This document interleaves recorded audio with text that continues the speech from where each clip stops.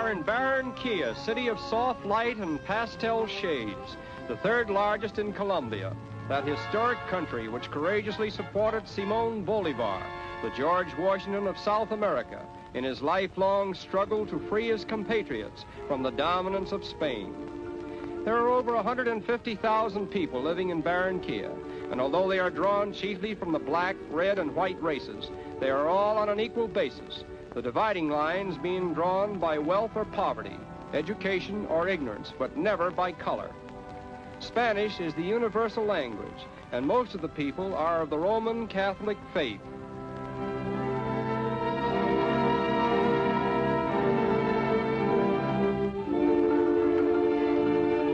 The city of Barranquilla was founded in 1629, but attracted no attention as a commercial center until about the middle of the 19th century, when efforts were initiated to secure the trade passing through Cartagena on the Caribbean coast.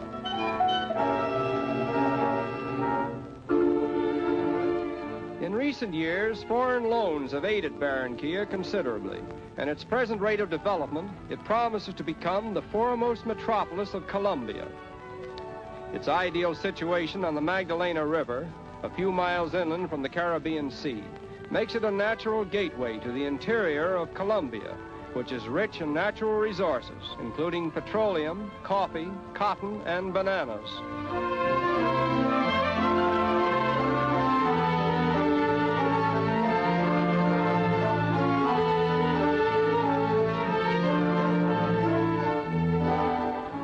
The floating markets along the Magdalena are an indication of the increasing trade activity which the river has brought to Barranquilla,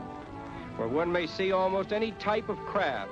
varying from a dugout canoe to an ocean-going liner, propelled by hand, foot, or steam, but all in the service of mankind.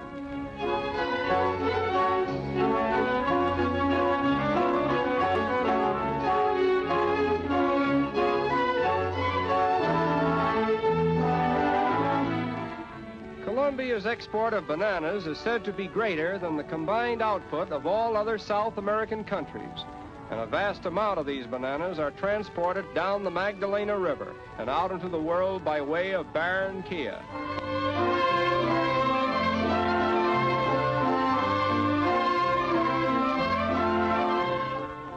These picturesque boats are used in plying the farthest reaches of the Magdalena, and for years they have been the mainstay of transportation. But recently, a huge modern dock has been built in Barranquilla,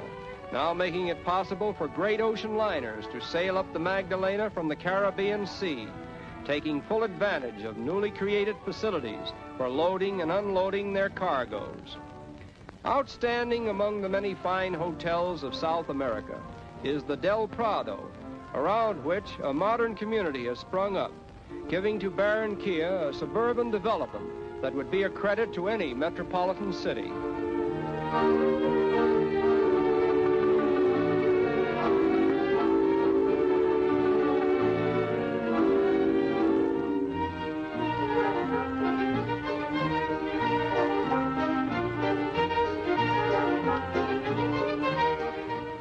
And it is here that we have the pleasure of meeting some of the more attractive members of the aristocracy of Colombia, which is made up largely of descendants from the original Spanish families who settled in South America and bestowed upon their children the romanticism and culture of old Spain.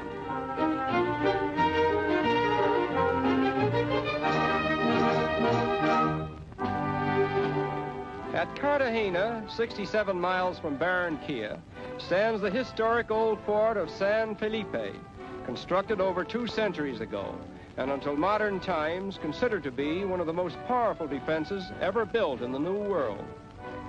Cartagena was founded over 4 centuries ago by the Spaniards, and then followed 120 years of alternating strife and bloodshed, unparalleled in the history of South America, during which time Cartagena was ransacked in turn by pirates, as well as by the English and the French, all demanding and obtaining vast ransoms, until that memorable year of 1821, when Simón Bolívar, leader of the Republican armies, freed Cartagena from its reign of terror and bestowed upon it a mantle of peace that has been undisturbed for over a century. Most of the original wall which surrounded the old city is still standing in good repair, and we are amazed at its tremendous dimensions, wide enough in parts for several automobiles to drive over it abreast.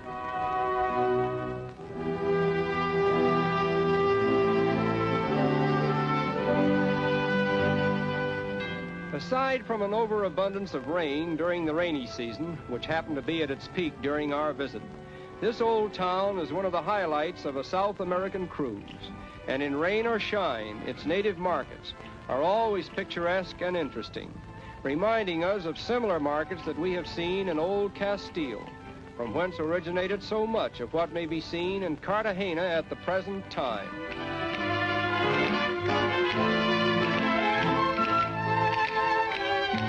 Exports of Cartagena consist chiefly of rubber, hides, and skins, medicinal forest products, gold, silver, and platinum, the aggregate value of which averages about $12 million a year.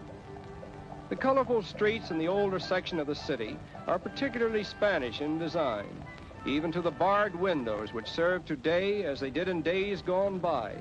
not only as a protection from robbers, but also as formidable barriers between senors and senoritas with amorous intentions toward each other.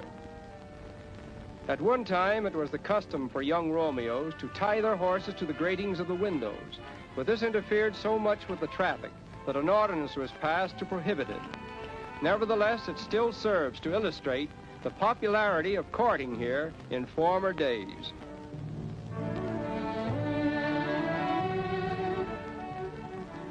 But now the time has come to say farewell to old Cartagena, where strife and bloodshed once claimed the prolonged attention of a so-called civilized world. And as we sail away over the Spanish Main in the very wake of the pirates and buccaneers who specialized in pillaging these shores, a mild summer storm brings a rainbow to the horizon, and a strange-looking craft, like a phantom out of the past, crosses our path, giving us the impression that it may be the ghost of some old galleon that passed this way long, long ago.